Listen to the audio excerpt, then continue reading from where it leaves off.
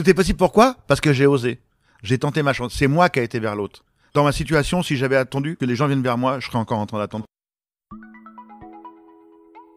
Visez la lune, au pire vous atteindrez les étoiles, disait Oscar Wilde. Je suis Isabelle Lahière, journaliste et artiste, qui croit fermement qu'agir pour atteindre ses rêves est le premier pas vers le bonheur. Avec Visez la lune, je vous propose de partir ensemble à la rencontre de personnalités qui ont bravé les épreuves pour atteindre leurs rêves, ceci afin de vous inspirer à avancer vous aussi vers les vôtres. Parce qu'on n'a qu'une vie, alors autant qu'elle soit la plus belle possible. Bonjour à tous, bienvenue dans Visez la lune. Alors aujourd'hui, j'ai la chance d'être avec Philippe Croison qui a accepté de partager avec nous ce moment lors d'un de ses passages à Paris. Bonjour Philippe. Bonjour à tous. Aujourd'hui, tu es consultant, conférencier, chroniqueur média, mais le grand public t'a découvert en 2010 au moment où tu fais un exploit incroyable, c'est-à-dire que tu traverses la Manche alors que tu es amputé des 4 membres. Bon, bref, tu nous as tous calmés. C'est-à-dire que là où les gens se disent non, mais ça je peux pas faire, nanana, là tu nous as bien donné une bonne leçon. Si tu le permets, on va reprendre l'histoire du début. On va à la découverte de la vie de Philippe Croison. Donc toi, tu es né dans la Vienne en 1968. Tu as 51 ans. Tes parents... Très bonne année. Oui, c'est un bon cru. Oui. Tes parents, ils font quoi? Alors mes parents, ma maman travaille en usine. Elle travaille chez Aigle. Elle fabrique des bottes. Et mon père est brocanteur. Tu as des frères, des sœurs? J'ai un grand frère, oui, qui a 18 mois de plus que moi. Petit, tu es quoi comme enfant? Je suis un petit peu expiègle. Je suis un peu expiègle et j'aime m'amuser. Moi, j'ai des souvenirs parce que ma grand-mère m'a élevé aussi quand j'étais petit et j'ai des souvenirs d'écraser les fleurs de ma grand-mère, d'aller dans le jardin de mon grand-père, arracher les poireaux. Faire des bêtises. Je dirais que ma grand-mère m'a élevé dans la rigueur. Et ma mère m'a élevé dans la bêtise. D'accord, c'est sympa ça. Ouais, toujours. En général, c'est le contraire. Ouais, c'est ça. En général, c'est le contraire. Et ma mère, ma maman, elle aime se déguiser, elle aime faire des bêtises quand il y a des mariages à la famille, des choses comme ça. Et donc, depuis tout petit, j'ai toujours été déguisé, j'ai toujours fait des bêtises, mettre des perruques, faire le saltimbanque. J'ai toujours adoré ça, ouais. Tu dis ça avec un petit éclat dans l'œil, ça fait plaisir à voir. Non, c'est du bonheur parce que c'est des souvenirs d'enfance. Ma grand-mère, pour moi, c'était mon rock, c'était mon pilier, ouais. Après l'accident, si je suis là aujourd'hui, je le dois aussi à une personne, c'est aussi ma grand-mère, ouais. Comment ça se fait que ta grand-mère a pris autant de place? Tes parents travaillaient beaucoup, c'est ça? Voilà, mes parents déjà, ils ont été papa et maman très jeunes. Donc, c'était un peu difficile dans ces années-là et ma grand-mère m'a un petit peu pris sous son aile. C'est des souvenirs extraordinaires, c'est des souvenirs à la fois difficiles parce que chez ma grand-mère, il y avait rien, quoi. Il y avait pas de confort. Il y avait un vieux poêle à bois. Et une fois que le poêle à bois était éteint, c'était fini. Donc on dormait sur un gros édredon. Et quand ça gelait dans la chambre et dehors, quoi. C'était une vieille maison. Moi, je me souviens que, je sais pas si on fait des anecdotes comme celle-là, mais quand je devais aller faire pipi, j'étais petit, j'ouvrais la fenêtre. Je voulais pas descendre jusqu'en bas parce qu'il faisait tellement froid. Je faisais pipi par la fenêtre. En bas, il y avait une espèce de truc en plastique et ça fait et ma grand-mère dit, t'es en train de faire pipi par la fenêtre. C'est drôle. Voilà. Donc pas forcément beaucoup d'argent, mais une enfance heureuse. Ouais, quand même. Ouais. Tu avais des rêves petits? Est-ce que j'avais des rêves? J'en ai pas trop le souvenir parce que honnêtement, il y a des choses que je me souviens et après on m'a rappelé pas mal de choses. Mais après l'accident, il y a eu beaucoup de choses effacées. Donc le disque dur a été un peu un disque dur vierge après l'accident et il a fallu qu'on me ramène les anecdotes qui sont revenues au fur et à mesure. Mais il a fallu qu'on me rappelle beaucoup de choses. Tu voulais faire quoi comme métier? Tu sais ça? Ah mais moi, ouais, je sais. Je voulais être menuisier ébéniste. J'adorais le bois et ainsi de suite. Et à l'époque, malheureusement, on n'avait pas trop le choix. Tu sais, t'avais les concerts d'orientation, les trucs un peu bidons là, qui vous brisent une vie en un rien de temps. On m'a dit, tu seras charcutier traiteur. Ah ouais. Il y avait une place. Et je dis oui, mais c'est pas ce que je veux faire. Oui, mais c'est ce qui reste. Donc je suis devenu charcutier traiteur. Pendant 2 ans, j'ai fait ça et après, j'ai plus jamais touché de ma vie parce que c'était pas ma life, quoi. Et du coup, t'es passé ouvrier métallurgiste. Et après, voilà. Oh oui, un petit peu après parce que entre temps, je suis devenu papa assez jeune. Toi voilà. aussi? Et oui, 18 ans, papa. Et donc, j'ai avancé mon service militaire. Je me suis engagé dans un service long.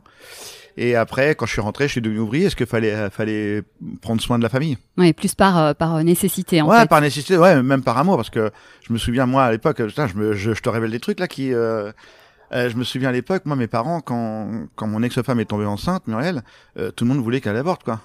Et je me suis battu comme un chien. Je dis, mais même pas en rêve. jamais vous enlèverez mon enfant. Et aujourd'hui, je suis trop fier de mon grand garçon et de mon petit garçon, parce que j'en ai deux, j'ai 2 garçons, mais ouais, non, c'était ma chère, quoi, qui était là, ils sont fous. Ouais, t'as toujours eu un fort caractère. D'ailleurs, tu dis quelque part, j'ai lu, je me suis toujours fixé des objectifs, même petits. Ouais, toujours des objectifs à atteindre, plus ou moins fous, plus ou moins longs, plus ou moins durs. Mais enfin, ça a toujours été ma fonction, ma façon de vivre. Et après, bien sûr, l'accident l'a révélé à 3000%, à 100 000%. Ma façon de vivre encore aujourd'hui, c'est vraiment de fixer un objectif d'une envie. Attention, pas un objectif pour un objectif, pas un défi pour un défi. Ça, je m'en fous. Non. Si je fais un truc, c'est parce que j'ai envie. Il y a l'envie qui est au plus profond de moi de traverser la Manche. Il y avait ce vieux rêve, je l'ai fait. Et je me fixe pas de limite. Parce que trop de gens aujourd'hui se fixent des limites parce qu'ils ont peur. C'est ça. Qu'est-ce que je risque? Qu'est-ce que je vais perdre? Et surtout, on a été élevés. Ma grand-mère, justement, m'a pas élevé là-dedans, mais je trouve que les gens ont trop été élevés dans le fais attention. Oh, fais attention à ça. Oh là là, fais attention. Oh non, là, c'est pas bien. T'es sûr que tu vas aller dans cette direction? Non, parce que là, franchement, on entend ça à longueur de journée, même pour les petits. Les petits, on leur dit, fais attention, monte pas sur le tabouret. Mais fais attention à quoi? Mais vas-y, t'as envie de monter sur le tabouret, mais monte sur le tabouret. Vis là ton expérience. Qu'est-ce qui peut arriver finalement? Tout petit déjà, on nous bride avec le mot attention. Tu parles de quelque chose de très important, c'est de la peur qu'on a en nous, mais de la peur qu'on met en nous et qui fait que plein de gens ne vont pas réaliser leurs rêves et c'est dramatique. Complètement. L'autre jour, j'ai lu une enquête aux États-Unis, on a posé une question aux personnes en fin de vie. C'est quoi votre plus gros regret? Et à 85%, les gens ont répondu, j'ai pas réalisé mon rêve. Même là, en le disant, j'ai de l'émotion. 85% des gens ont dit, j'ai pas réalisé mon rêve. C'est juste affreux, quoi. C'est juste affreux. C'est exactement pour ça que ce podcast existe, parce que comme toi, ça me touche énormément que des gens passent à côté de leur vie parce que on leur dit que c'est pas possible ou parce qu'ils ont peur. Le camp dira, voilà, c'est dramatique et c'est pour ça que je te remercie 1000 fois d'accepter de partager parce que tu as une sacrée expérience et j'espère que ça inspirera des personnes. Donc, enfance heureuse, tout se passe bien pour toi, un enfant qui arrive, on est plutôt pas mal, Muriel, ta chérie, tout va bien, et là, patatrac, voilà, 5 mars 1994, tu as 26 ans, tu es sur le toit de ta maison. Exactement, je veux récupérer une antenne de télévision parce qu'un petit bébé va arriver, Grégory va naître 2 mois après, et je me suis dit, on est trop petit, il faut déménager, je trouve une maison un peu plus grande, et il y a cette antenne sur le toit, et j'ai voulu la démonter. Et je prends une échelle d'aluminium, je me corde à la cheminée, une grande maison tourangelle, vous voyez, ces grandes maisons très très hautes avec ces toits en ardoise bien pointus là. Je me corde à la cheminée, je prévois toute la sécurité, tout est bien. J'avais bien vu la ligne électrique derrière, mais je me suis dit ça passe, il n'y a pas de raison. Je déboule l'antenne, je l'étais très très fort avec les mains, et à un moment donné, pour avoir plus de force, j'ai posé mes 2 tibias sur un des barreaux de l'échelle d'aluminium, ce qui va créer un contact avec la terre. Et là, il va y avoir un arc, et là, 20 000 volts vont traverser mon corps. Et la régie d'électricité, ils ont fait une grosse bêtise, ils ont cru que c'était une branche qui était sur la ligne. Et ils ont voulu faire sauter la branche, et pour faire sauter cette branche, ils ont rallumé 3 fois le courant. Et chaque fois, tu te prends du jus. Et à chaque fois, je prenais une décharge de 20 000 volts. Donc, première décharge, arrêt cardiaque, je suis mort. Deuxième décharge, là, c'est un automatisme, c'est normal. Je reviens à moi. Et là, à partir de ce moment-là, je perdrai plus jamais connaissance. Et après, ils vont rallumer le courant, mais manuellement, cette fois-ci. Et là, ils n'avaient pas le droit. Et là, je vais rester sous tension. Et il y a un voisin qui a eu un réflexe extraordinaire. Il a entendu les déflagrations, il a vu les coupures de courant. Il a mis des bottes en caoutchouc, des gants en caoutchouc. Il a pris un extincteur dans le restaurant d'à côté. Il l'a percuté, il est monté à l'échelle malgré le danger et il m'a éteint à 2 reprises. Et pour lui dire merci, je lui ai fait un clin d'œil. Et depuis, on est devenus super potes. Hein. Il m'a quand même sauvé la peau. Au péril de sa vie. Ouais, au péril de sa vie, complètement, ouais. Formidable. Ouais. Bon, alors, du coup, en plus, tout cela se passe sous l'œil de ta chérie et de ton fils. Et de Jérémy, ouais. Jérémy, au début, il s'est dit, papa, il est trop fort, il me fait un feu d'artifice, il me fait un spectacle pour moi. Et après, quand il a vu sa maman hurler et les gens se mettent en panique, il a eu un réflexe de vouloir aider papa. Donc, il a couru pour attraper l'échelle. Heureusement, il y a un voisin qui l'a attrapé au vol. Parce que sinon, le petit bonhomme, il serait pas là aujourd'hui. Mais par contre, il y a eu une erreur de fait, c'est que c'est le pédopsie qui me l'a dit après. C'est qu'ils ont pris Jérémy, ils l'ont emmené dans la maison d'à côté. C'est-à-dire qu'il entendait les hurlements, il se demandait ce qui se passait, mais il avait plus l'image. Donc pour lui, c'était un traumatisme monstrueux. Comme a dit le pédopsie, il aurait dû rester. Oui. Il aurait dû rester, continuer à voir et qu'il participe.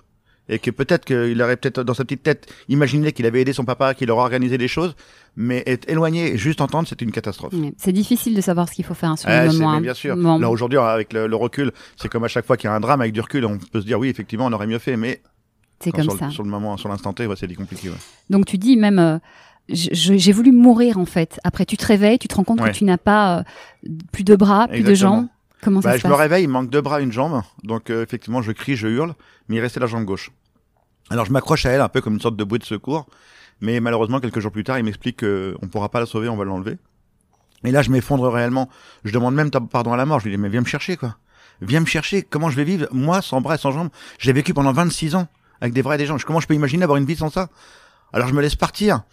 Tu sais, quand tu rentres dans l'univers du handicap, ou qu'il t'arrive une tuile, même une peine de cœur, hein, un problème au travail, un problème familial, ou que tu rentres dans une maladie invalidante, t'as 5 phases à franchir. 5 phases pour te reconstruire.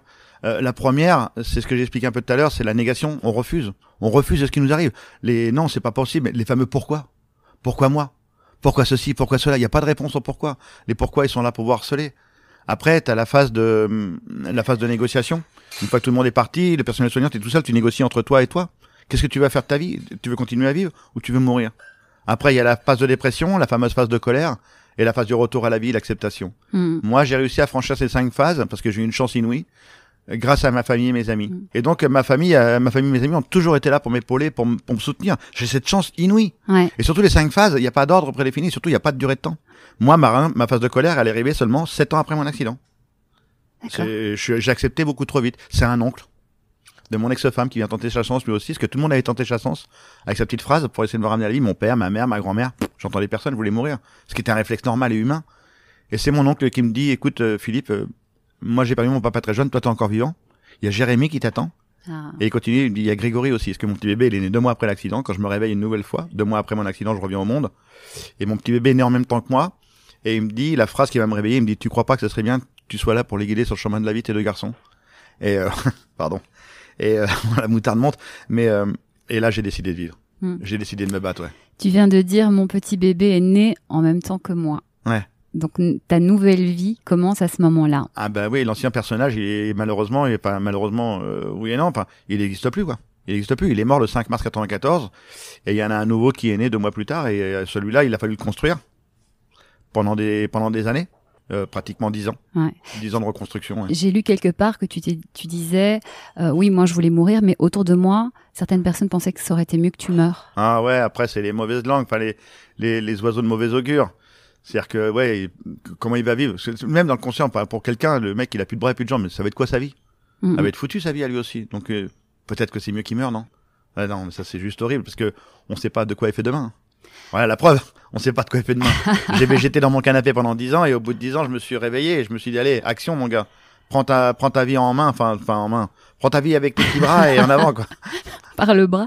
Ouais. Justement, à ce moment-là, tu te dis, mais ça va être quoi, mon avenir? Ah bah là, non, mais là je me pose même pas la question. Non, je me pose même pas la question. C'est-à-dire que, à partir du moment où je décide de vivre, je vais commencer à vivre au jour le jour. C'est-à-dire que, ok, étape par étape. Déjà, quand mon père vient me voir derrière la vitre stérile, je lui ai dit, papa, renseigne-toi, je veux les meilleurs spécialistes sur les prothèses. Ça y est, j'étais parti, j'étais à fond. J'avais vu un ancien pilote de Formule 1, Philippe Streff, tétraplégique, qui conduit une voiture. Papa, je pourrais reconduire. Voilà, il me fallait une tonne d'informations. D'accord. À partir du moment où tu as cette idée de vivre pour tes enfants, c'est reparti, tu as trouvé ta motivation. Ah ouais, c'était à fond. À fond, sans réfléchir. C'est-à-dire que peut-être que j'ai accepté trop vite. Je venais de me réveiller. Ça a été un peu trop rapide, à mon avis. C'est même sûr, ça a été trop rapide. J'ai décidé de me battre tout de suite. Et après, effectivement, le contre-coup, puisque tant que je suis à l'hôpital pendant 2 ans, je suis cocooné. Il y a du monde autour de moi. J'ai mes amis de souffrance dans le centre de rééducation, le personnel soignant. Je fais partie du truc. Mais le pire dans tout ce que j'ai vécu, c'est pas l'accident. À part peut-être quand j'ai reçu ma facture EDF, mais bon, c'est un autre détail. Mais le pire, t'as même pas négocié. Non. Le pire, c'est pas l'accident, c'est pas le centre de rééducation. Même si le centre de rééducation, c'est des litres et des litres de larmes et des litres de sueur.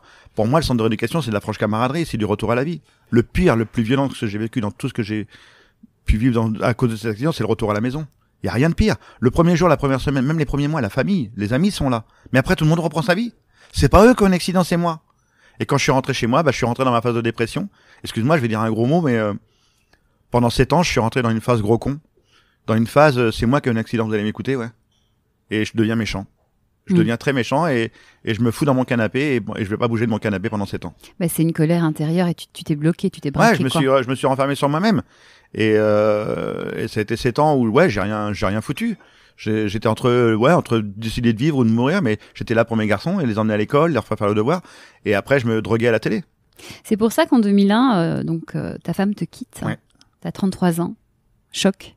Ouais, c'est là le gros choc parce que je savais que ça allait arriver et bizarrement, inconsciemment, je m'étais préparé à ça. En disant que si ça arrive, c'est pas à eux de partir, c'est à moi. Et vu que j'étais un peu nul pendant 7 ans, Et ben, quand elle m'annonce ça, je suis resté super calme. Le bouton on-off s'est mis en route. Le bouton on-off de vouloir mettre fin à ses jours. Et je suis resté super calme. Et tu sais, j'ai beaucoup entendu les gens dire « Ah, c'est un geste égoïste, comment est-ce qu'on peut faire un truc pareil ?» Moi, je te dis que c'est pas un geste égoïste. C'est un geste que tu peux pas contrôler.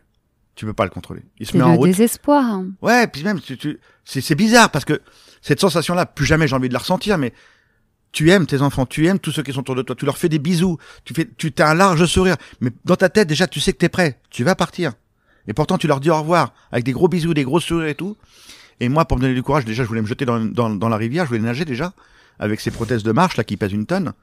Et pour me donner un peu de courage, j'ai été voir mon épicier, j'ai acheté une bouteille d'alcool, j'ai bu de l'alcool dans ma voiture, pour me donner un peu d'énergie, et je suis descendu de la voiture et j'ai marché vers la rivière. Mais alors, marcher avec des prothèses quand on n'est pas bourré, c'est pas facile. Quand on est bourré, on va pas loin. Donc je me suis ramassé la goule dans l'herbe et on m'a retrouvé, et là c'est moi qui ai demandé un coup de main au psy.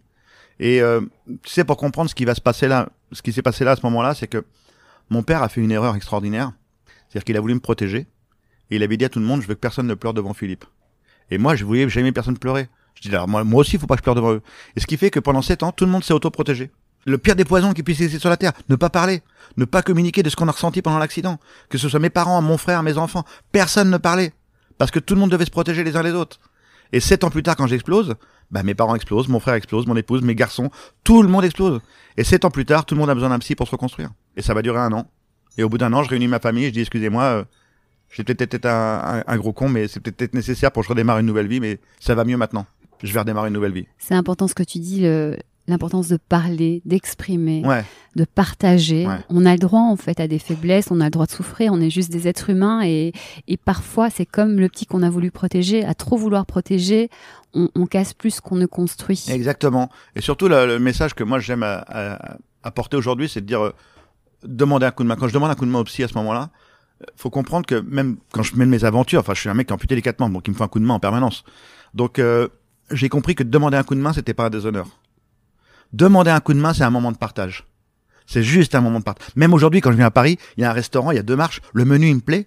Bah il y a 2-3 gars qui passent par là, je demande aux gars, excusez-moi, vous pouvez m'aider à passer les 2-3 marches là avec mon fauteuil? Ils m'aident. Moi j'ai le smiley parce que je vais manger un truc super bon, et les 3 mecs, quand ils repartent sur le trottoir, ils ont un smiley. Ils ont vécu un moment de partage de quelques secondes, mais un moment de partage. Et en plus, ça fait plaisir d'aider. Donc, c'est aussi autoriser l'autre à nous aider et à partager. C'est ça, autoriser l'autre à nous aider, exactement. Ne pas avoir peur. C'est pas une honte. Enfin, un coup de main, ça c'est l'ego, ça. C'est l'ego surdimensionné des mecs. Enfin, je trouve plus les hommes que les femmes, parce que un homme se dit, moi je suis le patriarche, je suis l'homme de la maison, je dois tout gérer à bout de bras et tout. Et si on est diminué d'un coup, mais jamais je pourrais demander un coup de main, c'est moi l'homme quand même. Quelle honte de demander un coup de main. Mais non mon gars, tu te trompes. Tu verras que tu vas avancer beaucoup mieux, et tu vas te sentir beaucoup mieux, ta famille va se sentir beaucoup mieux, parce que tu auras osé demander un coup de main. Et tu verras que le coup de main, au contraire, là là, je te jure, c'est pas, je leur dis encore, c'est pas un déshonneur, c'est vraiment un moment de partage, quoi. Ça rapproche. Ça rapproche. Exactement, ça rapproche. J'aime ma vie d'aujourd'hui parce que j'ai eu plein de coups de main. Mais vraiment, elle est riche aujourd'hui, parce qu'il y a plein de gens qui m'ont aidé. Donc le message, il est là, quoi. Osez. Que de beaux messages. Osez aller vers les autres, ouais. Donc ta femme te quitte, le choc, tu reprends du poil de la bête, ouais, après cet épisode d'envie de suicide. Et là, petit coquin, tu vas sur des sites de rencontres. Ouais, 3 ans après ma séparation, je dis j'en ai marre, je peux pas vivre tout seul, moi. J'ai envie d'aimer et de me sentir aimé à nouveau. Alors effectivement, je vais sur un site de rencontre, il y a Internet, c'est génial. Bon, j'ai mis une photo, mais avec ma tête, hein. Et je vais pas tout dévoiler tout de suite. Et effectivement, je discutais avec les dames et elles me disaient t'es un mec sympa, qu'est-ce qu'on rigole bien, j'adore ta philosophie de vie, j'aime bien comment tu parles des enfants. Et au bout de 3 ou 4 semaines, t'étais la dame qui me disait si on se rencontrait. Et là, j'étais là, oh là, il y a un petit truc que je t'ai pas dit. Un détail. Enfin, du moins 4 détails, tu verras, c'est pas grand chose.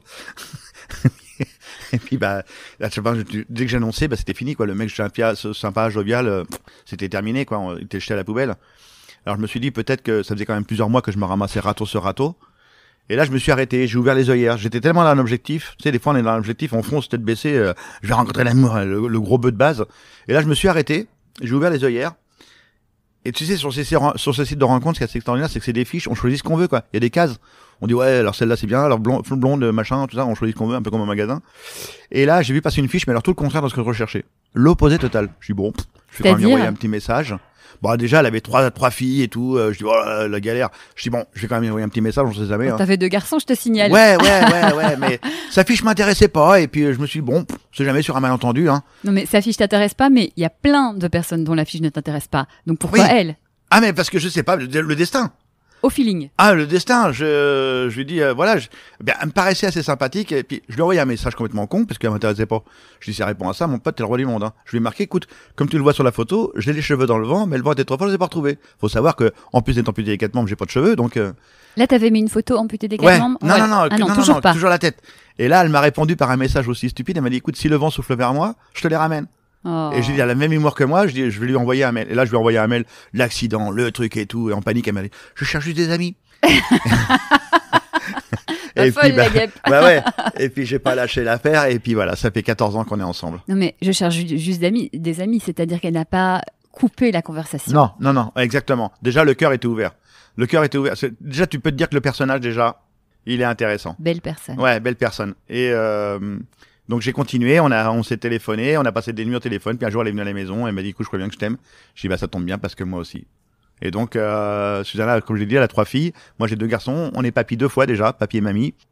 Et on a un chien blanc, 3 chats, un cochon d'Inde, des poissons rouges. Enfin, voilà, tout est possible. Une tout ménagerie. Ouais, tout est possible. Pourquoi? Parce que j'ai osé. J'ai tenté ma chance. C'est moi qui a été vers l'autre. Ça, c'est un des messages que je délivre aussi dans mes conférences. C'est de dire que, moi, dans ma situation, si j'avais attendu que les gens viennent vers moi, je serais encore en train d'attendre. C'est moi qui a été vers les gens. C'est moi qui a été les chercher pour leur dire, OK, j'ai besoin de vous maintenant. Tu veux bien venir avec moi, rentrer dans mon aventure? Et il y a des gens qui ont dit oui. C'est oser aller vers l'autre et ne pas avoir peur de la différence.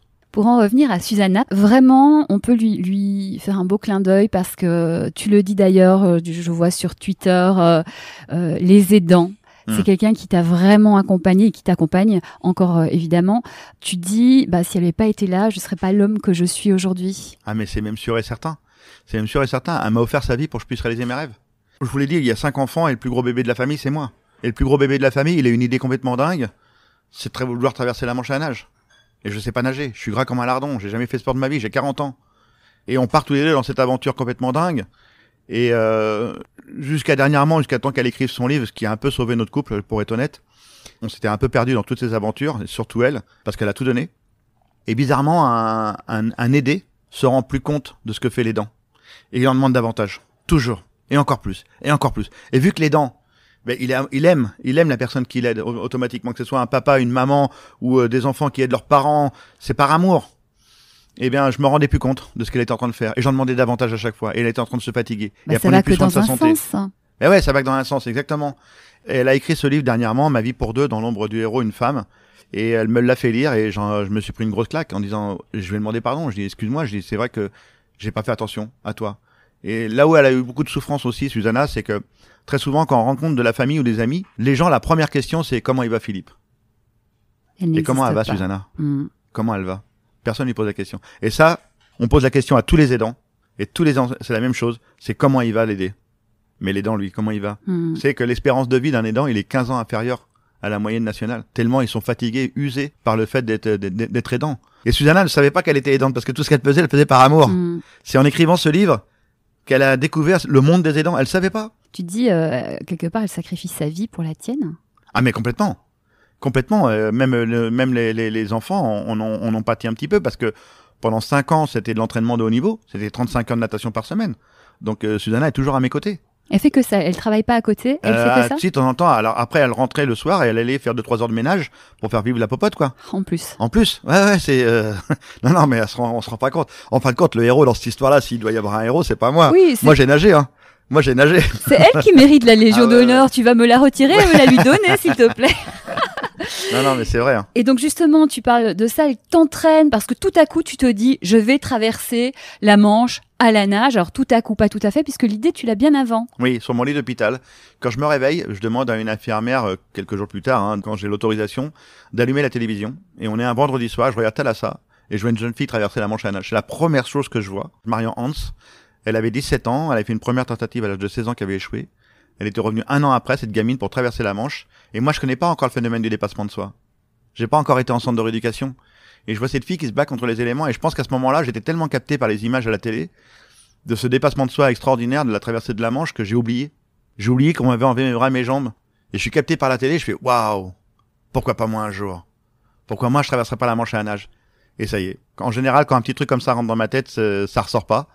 Et 10 ans plus tard, on commence les entraînements. Et j'en ai parlé comme ça à ma famille et à mes amis. Pendant 10 ans, j'en ai parlé. Pas un truc qui me harcelait. J'en parlais comme ça sporadiquement de temps en temps. Mais personne voulait me croire. Je me souviens une fois, j'avais dit à mon père, on était à Noirmoutier, sur le port de l'Herbaudière, j'ai dit à papa, un jour je traverserai la Manche à la nage. Et mon père, il m'a pas répondu cette journée-là. Mais j'ai vu dans ses yeux, il s'est dit, oh merde. Il a pas que les vraies légendes qu'on cramé, lui. Il a dû avoir un court-circuit dans le cerveau, qu'est-ce qu'il est en train de me dire? Et donc, personne voulait me croire. Jusqu'à temps que Susanna arrive et qu'elle me donne son énergie pour y aller. Elle m'a dit oui. D'accord. Elle t'entraîne à fond et tu réussis ce défi incroyable. Là... Et on réussit ce défi incroyable, ouais. Et puis, j'ai lu, à un moment, il y a 3 dauphins qui t'accompagnent. Ouais, petite anecdote trop mignonne. Mais c'est un truc de fou. Enfin, je veux pas dire qu'il y a un truc extra lucide, j'en sais rien, mais même les pêcheurs anglais qui m'accompagnent avec le bateau, il y a l'huissier, il y a le médecin, il y a les 2 nageurs longue distance, Arnaud et Jacques, enfin tout le monde est à bord du bateau. Et là, en plein milieu de la Manche, je suis malade, j'avais une grosse tasse d'eau de mer, je suis en train de vomir et tout, je suis vraiment pas bien. Je suis à la ramasse totale, je suis à la limite d'arrêter. Mes pulsations cardiaques ralentissent à une vitesse incroyable. Et là, il y a 4 dauphins qui arrivent et qui se mettent à côté de moi et qui nagent.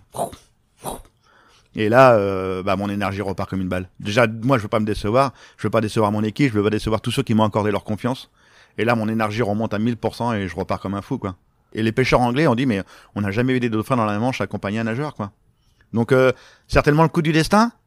Et c'est vrai qu'il y a aussi un coup de, quand j'ai relié les 5 continents à la nage, faut savoir qu'à chaque fois qu'on arrive, il y a tempête et tout. En mer Rouge, il y a la tempête. À Gibraltar, il y a la tempête. Et il y a un jour qui est donné pour partir. Et à chaque fois qu'on me pose le cul dans l'eau, il y a pétole. Pour ceux qui connaissent pas ce terme-là, pétole, ça veut dire qu'il n'y a plus un pet devant. Et la mer devient plate. Donc c'est cool pour toi. Pour les 5 continents, à chaque fois que j'ai posé mon cul dans l'eau, la mer devenait plate. C'est pas dur, à un moment donné, quand on traverse la mer Rouge, il y a Arnaud, il m'appelle Moïse. Il dit, c'est Moïse, cet homme-là. Donc, si vous avez besoin de temps calme, vous appelez Philippe Poison, il vous arrange ça. Avec une bassine pour mettre le cul dedans, quand même, parce que sinon, ça marche pas. Donc tu es aidé par Susanna, par la famille, par les éléments et aussi financièrement, puisque ça coûte de l'argent, les prothèses créées spécialement pour toi. Qui t'aide financièrement comme ça? Faut trouver des partenaires, faut trouver des sponsors. C'est le nerf de la guerre à chaque fois. C'est ce qui est le plus dur dans toutes les aventures, hein, c'est de trouver des financements. C'est la croix à la bannière. Alors que quand t'es pas connu, c'est encore pire. La Manche, personne ne me connaissait. La Manche, c'était un budget de 40 000 euros. Donc parce qu'il fallait fabriquer des prothèses. Il y a des ingénieurs. Un jeu de prothèses, tout en carbone et en titane, c'est 12 000 euros. Donc il fallait 2 jeux. Plus après les entraînements dans le nord, dans le sud, l'allocation du bateau de chez les Anglais, c'est 5 000 euros pour traverser la Manche. Et après, quand on part sur les 5 continents, là, c'est des budgets, ça devient complètement dingue. Donc tu convaincs les partenaires parce que c'est ta force de conviction. Mais tu sais que j'ai jamais eu un partenaire avec un mail ou un coup de téléphone. J'en ai envoyé des milliers, hein. Des coups de téléphone, des mails, j'en ai envoyé des milliers. J'ai jamais eu un partenaire par un mail et un coup de téléphone. À chaque fois que j'ai eu un partenaire, c'est quand je suis rentré dans son bureau. Le vivre ensemble, le contact humain, et lui vendre mon aventure, lui vendre la traversée de la Manche à la nage, lui dire que c'est mon rêve, et que quand je vais être malade, c'est son équipe, c'est lui, c'est la confiance qu'il m'a accordée qui va me porter. Et c'est comme ça que à chaque fois que j'ai mes partenaires. Mais tu forces les portes ou tu arrives à avoir des rendez-vous quand même? Des fois, je force les portes. Des fois, je force le destin. Des fois, mon plus gros partenaire sur le Dakar, par exemple, j'ai regardé où il était. Et moi, je suis à 1h30 TGV de Paris et j'ai vite pris le bon TGV avec mon dossier sous le bras. Ce monsieur, il arrivait à l'hôtel de ville de Paris. J'ai surveillé, j'ai vu sa photo. Et quand je l'ai vu arriver, j'ai foncé sur lui avec mon fauteuil roulant. J'ai dit, voilà, je vais faire le Dakar. Vous voulez bien être partenaire? Il a été choqué. Il m'a dit, mais c'est quoi cette histoire? Enfin, je dis, prenez le dossier. Il dit, je prends le dossier. Il m'a rappelé une semaine après. Il dit, on a rendez-vous dans 3 semaines. Et c'était le partenaire premium. Il a mis 300 000 euros sur la table. Bon, on a bien compris, les amis. On Osez. force le destin. On ose. Merci, osez. Philippe. Donc, de là, t'enchaînes une série de records. Donc, tu relis les 5 continents à la nage, bien sûr. Record de plongée dans la piscine la plus profonde du monde à 33 mètres. Le Dakar, t'as plein de galères, mais tu vas jusqu'au bout. Lâche pas. Donc, en fait, ok, c'est génial, c'est merveilleux, félicitations. Mais moi, la question quand même que je me pose, c'est après quoi tu cours, en fait? Qui tu veux impressionner? Qu'est-ce que tu veux prouver? Personne. Mais vraiment personne. Je veux impressionner personne. Je fais parce que j'ai envie. Mais ça s'arrête tout à un moment, tu vois ce que Mais je là, veux dire? ça y est, en ce moment, c'est arrêté. Enfin, tu vois, j'ai eu envie de. Après la Manche, effectivement, j'ai continué la natation parce que je voulais pas me séparer de mon équipe. J'allais retourner dans mon canapé. Pour être honnête, la Manche, quand je l'ai terminée, j'étais à la fois heureux et à la fois déçu. C'était fini. Tout le monde retient la traversée de la Manche, mais moi le plus beau c'est les 2 ans d'entraînement. C'est les 2 ans que j'ai vécu avec mon équipe qui m'ont transformé. Ça c'est le plus beau. Il y a rien de plus magnifique que ça. Et là on avait fini, on avait réussi. J'allais rentrer chez moi. C'était terminé. Et je suis parti dans le délire de vouloir relier les 5 continents et de continuer avec l'équipe. Donc voilà. Et après c'est Susanna qui m'a dit après 5 continents tu arrêtes. Je suis fatigué. Tu me demandes plus. Et c'est vrai que 2 ans plus tard, Susanna m'a dit, non, ça fait longtemps qu'on n'est pas parti à l'aventure. C'est elle qui m'a relancé. Et elle m'a dit, tu voudrais pas faire quelque chose? J'ai dit, si, j'aimerais bien être pilote sur le Dakar. C'est une aventure que j'ai toujours suivie depuis tout petit. Et puis voilà, je suis parti là-dedans. Et j'ai trouvé, comme je fais d'habitude, trouver des ingénieurs, trouver une équipe et puis dire, voilà le projet. Et à chaque fois, dans toutes les aventures que j'ai menées, 99% des gens disent, mais c'est pas possible. Tu peux pas faire ça. Arrête de rêver. Tu vas te faire du mal pour rien. Arrête de rêver. Mais c'est ça. Jamais. Mais jamais. Et donc, je le fais pas pour impressionner qui que ce soit, je le fais parce que j'ai juste envie, c'est tout. Mais je comprends en fait, le truc c'est que quand on a un objectif, c'est quelque chose qui nous motive, qui nous donne de la force. Et une fois qu'on l'a réalisé, qu'est-ce qu'il y a derrière? Eh ben en fait, s'il n'y a pas un autre objectif. C'est ce que je dis tout à l'heure. Ma vie aujourd'hui, elle fonctionne comme ça, par objectif à atteindre. J'ai besoin d'un objectif pour continuer à vivre, sinon je vais retourner dans mon canapé. Donc mon prochain objectif aujourd'hui, c'est un one man show. Donc je suis en écriture en ce moment avec Jérémy Ferrari. Parce que voilà, je fais beaucoup de conférences, je fais une centaine de conférences à l'année. Donc c'est beaucoup, une centaine de conférences, hein, c'est pratiquement une tous les 3 jours. Mais j'aime ça, j'aime être au contact du public, j'aime partager, j'aime offrir. Et j'ai fait une conférence à Accor Hotel Arena, à Bercy, anciennement Bercy. Il y avait 10 000 personnes. Rien que ça. Et il y avait des producteurs qui sont venus et m'ont dit, voilà, c'est bien, ta conférence est bien, mais il faudrait que tu montes sur scène maintenant. Et j'ai appelé Jérémy, parce qu'on a fait pas mal de bêtises ensemble. Et Jérémy m'a dit, mais tu sais que j'y ai pensé aussi. Et voilà, on est dans l'écriture. Ce sera pour l'automne 2020. Je me rappelle de vous avoir vu il y a très longtemps avec Jérémy Ferrari. C'était l'émission On demande qu'à en rire, une spéciale. Tu es sur scène avec lui. Il te fait, tu veux du chocolat? Tu fais oui. Et il te fait, ah, pas de bras, pas de chocolat. Exactement. Mort de rire. Là, je dis, ce gars, il a un super humour. Et d'ailleurs, c'est le titre d'un des livres que tu as écrit, Pas de bras, pas de chocolat. C'est en 2017. Tu as écrit pas mal de bouquins. Finalement, le fait que tu fasses tous ces exploits sportifs, les médias se sont intéressés à toi. Donc, tu t'es retrouvé dans les télés comme chroniqueur, comme consultant. Tu as même fait du cinéma où tu as participé au film Tête d'emploi avec Dubosc, Les Vestiaires sur France 2. Plein de distinctions. Chevalier de la Légion d'honneur, remis par Nicolas Sarkozy en 2011. Personnalité de l'année en 2011 également, 2017 optimiste de l'année et j'en passe beaucoup. Ça te fait quoi, toutes ces récompenses, toutes ces valorisations? Alors, il y en a une qui m'a beaucoup touché, c'est celle de la Légion d'honneur. Et tu sais qu'on est venu de province en bus, j'avais invité toute ma famille, tous mes amis, tous ceux qui m'avaient aidé. Combien de personnes? Il y a tout un bus complet. Donc on était à peu près 40, qu'il y en a qui étaient venus aussi en voiture. Et l'Élysée m'a dit non, il y a trop de monde. Je dis je m'en fous, je viendrai pas alors. Ils m'ont dit bon alors d'accord, venez avec tout le monde. Et on est parti de chez nous de la province. Il y avait un ami qui jouait de l'accordéon dans le bus, ainsi de suite. On est arrivé en jouant de l'accordéon dans la cour de l'Élysée. Le bus s'est garé devant. Enfin, c'était apocalyptique. Et on rentre dans la cour. Et il faut savoir que Nicolas Sarkozy m'a remis la Légion d'honneur en même temps que la plupart des grands patrons de France. Donc il y avait tous les grands patrons et le petit ouvrier métallo qui avait traversé la Manche à la nage, tu vois. Et honnêtement, j'étais fier. J'étais fier pour mes parents. J'étais fier pour tous ceux qui étaient là autour de moi. Tous ceux qui m'avaient élevé, tous ceux qui j'étais pas fier parce que j'avais traversé la Manche. Moi, ce qui m'a marqué, ok, j'ai accepté la Légion d'honneur parce que le président de la République, quand il a dit que quoi j'avais représenté la France à travers le monde sur cette histoire de traverser la Manche à la nage. Et donc, ça m'avait marqué, mais j'étais fier pour mes parents et pour ma grand-mère. Et ma grand-mère qui n'était plus là, malheureusement, déjà à cette époque-là. Mais ouais, je lui dédiais, quoi. Donc, moi, dans le palais de l'Élysée, quand le président me remet la Légion d'honneur, je regarde tous ceux qui sont autour de moi, je les regarde. Et moi, je suis heureux pour eux. Ouais. Et si tu viens à la maison, tout ce que tu viens de citer là, il n'y a rien d'apparent à la maison. Les récompenses sont pas en avant. Non, elles sont dans des cartons. Mais honnêtement, elles sont dans des cartons. Et j'ai toujours fait comme ça. Je suis pas là pour la gloire ou pour la gloriole. Même mes enfants, je les ai toujours protégés de cet univers-là. C'est-à-dire que quand je passe à la télé ou je fais une radio, n'importe quoi, je leur dis pas, papa, il est à la télé, venez, on va tous regarder. Non. Ils ont leur univers, j'ai mon univers. Et surtout, ils doivent mener leur propre vie, quoi. C'est ça, tu ne prends pas toute la place. Non, surtout pas. L'idée, c'est que tout le monde puisse prendre sa place. Exactement, tout le monde doit s'épanouir. Donc là, tu viens de nous parler de la Légion d'honneur, c'est un moment fort de ta vie. Pour toi, le plus beau moment de ta vie, c'est quoi? La traversée de la Manche à la nage. Quand j'arrive, oh là, tu vas me faire chialer là. Il faut savoir que quand j'arrive du côté français, mon équipe veut m'arrêter parce que j'arrive sur le Cap Griné. Pour ceux qui connaissent le nord de la France, entre le Cap Blanc-Nez et le Cap Griné, il y a 20 km de plage. J'ai une fenêtre d'arrivée de 20 km de long. Et la tempête, j'arrive en pleine nuit, en pleine tempête. Et là, j'arrive sur le Cap Griné, en plein sur la falaise, en plein dans les roches, quoi. Et là, l'huissier à bord du bateau est en panique totale, il veut pas que je continue, le docteur non plus. Et l'équipe me dit, il faut que t'arrêtes. Et je venais de nager 38 km. J'étais à 800 mètres des côtes françaises. J'étais à 800 mètres de mon changement de vie. Et je dis, mais jamais vous m'arrêterez. Jamais. Et ça hurle, hein, parce qu'il y a du vent, il y a des vagues. Je suis dans des creux de 1 mètre, 1 mètre 50, c'est des grands n'importe quoi. Et là, Valérie, mon entraîneur, comprend que ça part en sucette. Elle me dit, alors nage le plus vite possible. Jacques se jette à l'eau. Arnaud se jette à l'eau. Un à ma droite, un à ma gauche. L'huissier monte sur une petite embarcation à 2 balles avec un des 2 pêcheurs et on fonce sur le Cap Griné.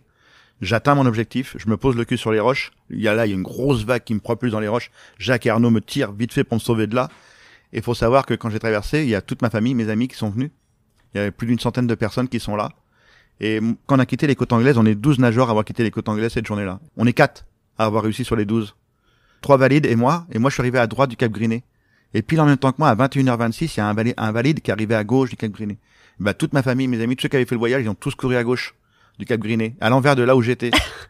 Tous, sauf 2. Mes 2 garçons.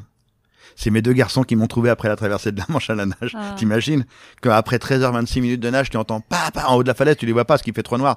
Papa, papa, t'es le plus fort du monde. On t'aime, papa. Et là, je me mets à hurler, à crier, à pleurer. Mais moi aussi, je vous aime, mes garçons. C'était mes loulous qui m'avaient trouvé, quoi. Et on me remonte à bord du bateau. Et là, je vois Susanna en larmes dans les bras de mon entraîneur en train de pleurer, le docteur, Jacques Arnaud pleurer, les 2 pêcheurs anglais pleuraient, l'huissier. J'ai fait pleurer un Et huissier. tu fais pleurer tout le monde, en fait. Ouais, même un huissier, tu te rends compte? C'est sympa pour les huissiers. Et là, et c'est là que j'ai compris que j'avais pas traversé. Non, c'est qu'on avait traversé, toute une équipe m'avait emmené à cette victoire incroyable de traverser la Manche, ouais. Et le destin a voulu que ce soit mes 2 garçons qui me trouvent. Donc c'est extraordinaire. Avec quand même une puissance de motivation, comment dire, une motivation incroyable. D'où tu tiens cette force, quoi? Ma grand-mère. Tu penses à ta grand-mère ou bien c'est ouais. en toi? Non, puis même elle m'a élevé comme ça. Elle m'a élevé dans la force. Elle a connu la guerre, elle a connu tout ce qui est... Elle a travaillé à la Manu, elle a failli être arrêtée parce qu'elle avait fait un petit peu de sabotage pendant les... Elle m'expliquait un petit peu tout son parcours. Et puis ma grand-mère était d'origine bretonne, donc un caractère de granit. Et ouais, ma grand-mère m'a offert son énergie, elle m'a offert cette force. Elle m'a toujours dit, souviens-toi d'où tu viens.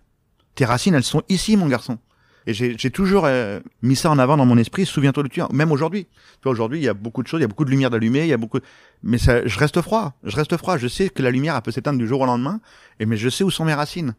Je viens à Paris pour travailler, faire des choses, et je retourne dans ma province. Je retourne chez moi. Elles sont là-bas, mes vraies racines. C'est peut-être pour ça que je reste toujours aussi calme et sans vouloir me prendre la tête de quoi que ce soit. Pour comprendre aujourd'hui, moi, quand j'ai une idée, j'ai d'abord une idée, ensuite j'ai les infos, j'ai peur, mais c'est trop tard. J'y vais. Parce que mon rêve, il est là. Mon envie, elle est là. Donc j'y vais. Je me pose pas de questions. J'ai pas de plan de carrière. Mais tu as peur quand même et t'y vas. Ouais, j'ai peur quand même, mais j'y vais. Mais la peur, faut pas ça soit un frein. La peur, faut qu'elle apporte des explications. Faut qu'on apporte des solutions à la peur. S'il y a une peur, ça veut dire qu'il y a un manque d'information. Donc il faut trouver l'information qui va enlever cette peur. Et ainsi de suite.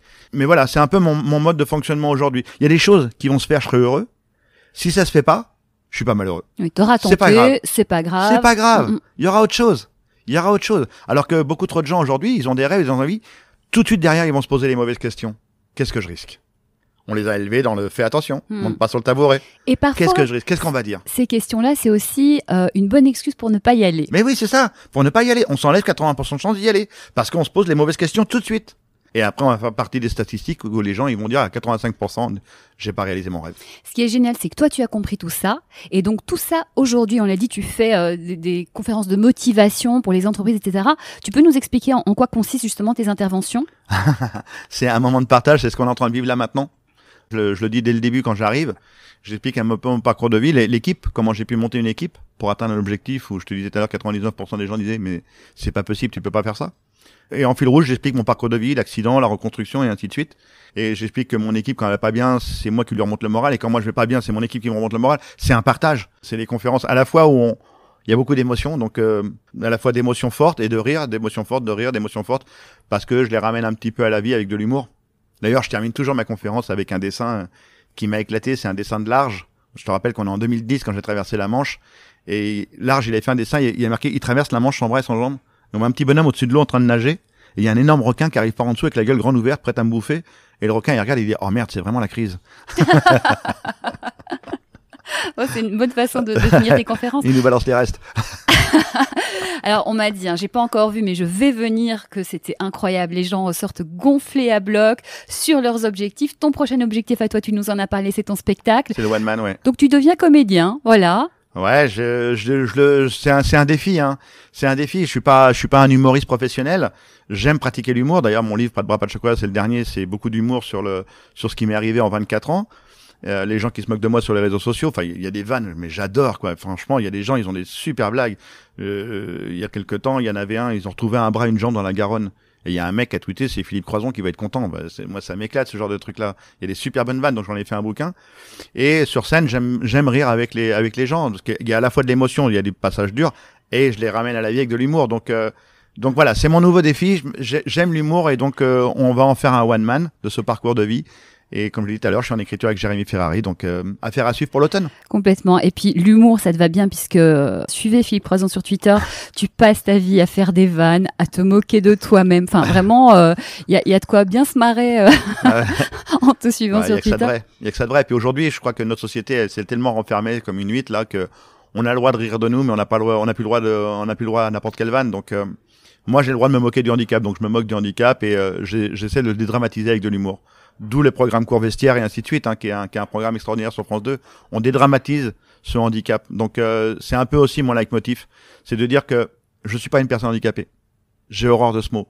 Je suis une personne capable autrement. Je fais la même chose que vous, je conduis ma voiture, je nage, j'ai un toilette où je suis 100% autonome. Enfin, je suis une personne capable autrement. Parce que ce bon Dieu de mots, j'allais dire un gros mot, mais ce bon Dieu de mots de handicap, il nous colle à la peau, quoi. C'est une catastrophe dans notre société. Il faut le bannir. Il faut parler des personnes capables autrement. Avant d'être une personne handicapée, je m'appelle Philippe. Elle s'appelle Martine, Jean-Jacques, Christophe, Mohamed, Fatima. Et accessoirement, c'est une personne handicapée. Mais c'est surtout une personne capable autrement. Bon message qu'on retient évidemment. Si on fait le bilan de toute cette vie incroyable, ce serait quoi ton bilan à toi comme ça en quelques mots? Le bilan, je sais pas, j'ai encore plein de trucs à vivre, donc c'est un peu compliqué. Donc non, souvent on me dit c'est quoi ton meilleur souvenir, et j'aime à répondre que mon meilleur souvenir c'est demain. Il y a encore du boulot, il y a encore du taf, parce qu'il y a, je l'ai rencontré une fois, l'homme à la faucille là, pour parler de la mort, je l'ai rencontré une fois. Donc c'est un homme. J'ai voulu le rencontrer une deuxième fois, ouais, je pense, ouais, enfin une sorte d'entité à la mort, ouais, une sorte d'entité là. Et je l'ai rencontré une fois, j'ai pas eu le rencontrer une deuxième fois quand j'ai voulu mettre fin à mes jours. Aujourd'hui, j'ai juste envie de lui dire, fous-moi la paix, laisse-moi tranquille, j'ai encore du boulot, quoi. Honnêtement, c'est un truc qui me hante un petit peu, qui me fait peur. Donc, je dis, laisse-moi tranquille, j'ai du boulot, j'ai du job, j'ai envie de partager avec les gens encore très longtemps. Donc, voilà. Je ferai le bilan plus tard. Voilà. Pour l'instant, le bilan, il est positif, donc, pourvu que ça dure. Et si tu as un conseil à donner aux gens qui nous écoutent? Tout est possible. Osez. Osez aller vers les autres, ouais. Je vous promets que ça fonctionne. Ça marche. Faites le premier pas. C'est super. Je termine avec, moi, c'est pas la question à 1000 points, c'est la question à 1000 lunes. Est-ce que si on te proposait de te redonner tes jambes et tes bras, tu les reprendrais? Non. non, ça veut dire que... attends, je dis non. Si on me redonne mes bras et mes jambes, je continue ma vie que j'ai là aujourd'hui, oui. Si on me dit, on te redonne tes bras et tes jambes, tu tournes à ta vie d'avant, la réponse est non. Ah bah oui. Non, parce que ma vie aujourd'hui, elle est riche. Elle est passionnante. J'arrête pas de faire des conférences. Je vis avec les gens. Je partage à mort. J'aime ma vie d'aujourd'hui parce que j'en ai fait quelque chose. Et ça, c'est le plus important, non? Donc, pourvu que ça dure. Merci beaucoup, Philippe Croison. J'en profite pour remercier énormément ton collaborateur Alexandre Dion qui nous a vraiment permis d'organiser notre rencontre magnifiquement. Merci aussi à l'hôtel Hayat Porte de Maillot qui nous a gentiment hébergés. Vraiment, moi je retiens de ce très très beau moment avec beaucoup de générosité et d'humour que tu as. Osons les amis. Beaucoup de succès à vous tous, beaucoup de succès à toi pour tes prochains projets. On viendra te voir sur scène. Super, venez voir le One Man Show. Merci beaucoup Philippe Croison, à bientôt. Au revoir. Voilà, c'est fini. Merci de nous avoir suivis. Nous espérons que cette interview faite avec le cœur vous inspirera. Nous serions d'ailleurs heureux de lire vos réactions et témoignages dans les commentaires. Vos retours sont précieux. Si vous avez aimé cet épisode, n'hésitez pas à le partager et aussi à mettre une note 5 étoiles. Déjà, ça fait très plaisir et en plus, ça aide à faire grandir le podcast. Et puis, abonnez-vous pour être informé des prochains épisodes car de très jolis invités arrivent encore. Soyez heureux et continuez à viser la lune car c'est dans cette direction que vous rencontrerez vos rêves. Je vous embrasse et je vous dis à très vite.